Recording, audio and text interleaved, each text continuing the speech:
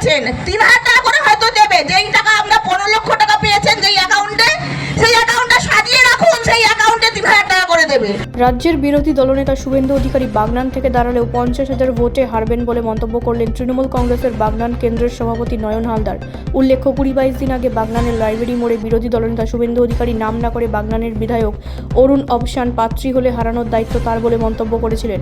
এরপর রবিবার একই জায়গা সভা করে অরুণাব সেনের অনুপস্থিতিতেই শুভেন্দু অধিকারী দাঁড়ালো ও 50,000 ভোটে হারবেন বলে জানিয়ে দিল তৃণমূল কংগ্রেস কর্মীরা।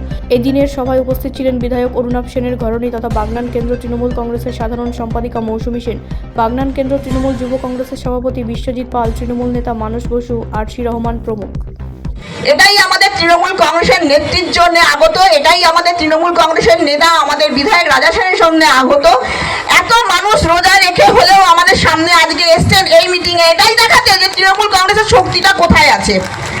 আমরা একটা কথা বারবার দেখে এসছি, বিজেপির একটাই নীতি, মানুষকে লাইনে দাঁড় করানো।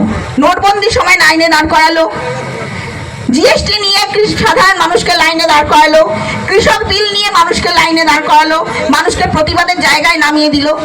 এবার একটা কথা আপনারাই বলুন, এই লাইনে দাঁড়িয়ে দাঁড়িয়ে মানুষ তো এবার হাঁপিয়ে গেছে।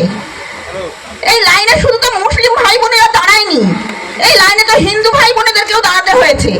তাহলে আজকে যে হিন্দু ভাই বোনেরা ভাবছে যে বিজেপি সরকার এসে গেলে আমরা খুব ভালো থাকবো, তাহলে তারা এবার ভাবুন আর কতবার লাইনে দাঁড়াবেন। আমার আগে পঞ্চাদা বলে গেছেন, দিবসও বলেছে, সেই সাধারণ মানুষের পাশে কিন্তু একটা মাত্রই দল ছিল, সে হচ্ছে তৃণমূল কংগ্রেস।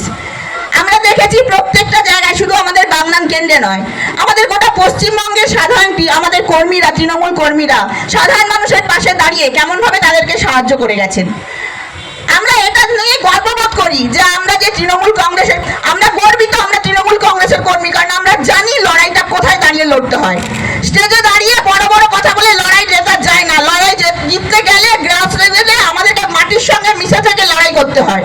সেই লড়াইটা আমরা সারা বছর ধরে করি, আর আমরা সারা বছর ধরে করি বলেই কিন্তু আমরা ইলেকশনের সময় নিশ্চিন্তে থাকি, কারণ জানি ইলেকশনের সময় আমাদেরকে সেমনভাবে জোর দিতে হবে না, কারণ সারা বছর আমরা মানুষের পাশে এসে দাঁড়াই।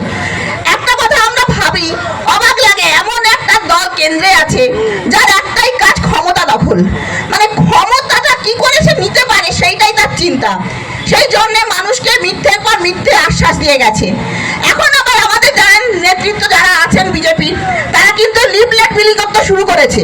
লিফলেট বিলি করে কি জানাচ্ছে যে আমরা মহিলাদের 3000 টাকা করে ভাতা দেবো, যে ভাতা আমাদের মাননীয় মুখ্যমন্ত্রী মমতা বন্দ্যোপাধ্যায় 2021 সালে ইলেকশন জেতার পরেই সৃষ্টি করেছিল।